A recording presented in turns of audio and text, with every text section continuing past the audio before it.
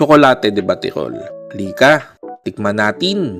Masarap na merienda, inumin at magandang tema ng kainan. Iyan daw ang may pagmamalaki ng Tsokolate de Baterol. Isang kainan na kilala sa kanilang pang-umagahan at merienda. Madami-dami na din ang nagpunta sa kanilang kainan. Kalimitan ang sinasabi ay mahal ang mga pagkain, palpak ang serbisyo ng mga serbidor at mabagal ang pagsisilbi.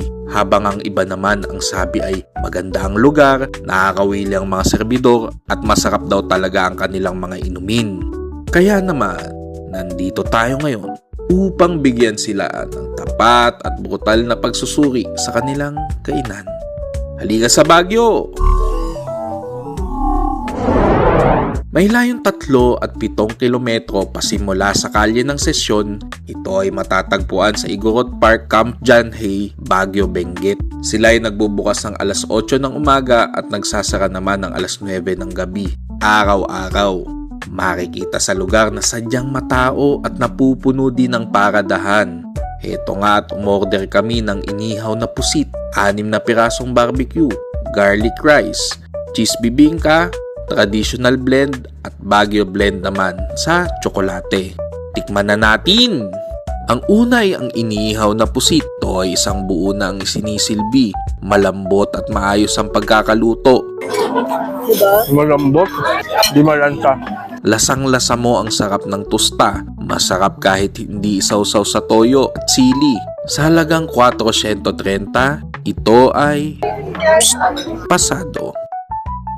Sa cheese bibingka naman, ito ay malambot at kumpleto ang sangkap. Masarap din, may nyog sa ibabaw.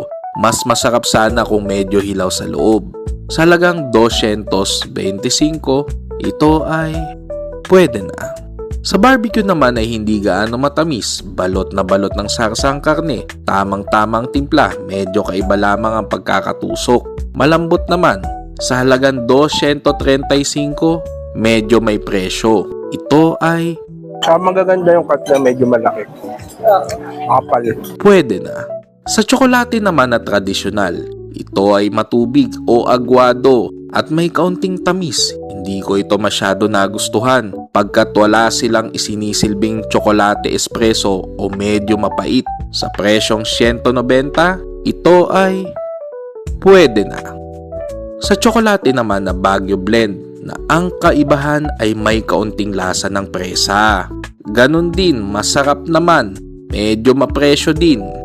Sa presyong 200, ito ay pwede na. Yung tsokolate, hindi ako parang satisfied kasi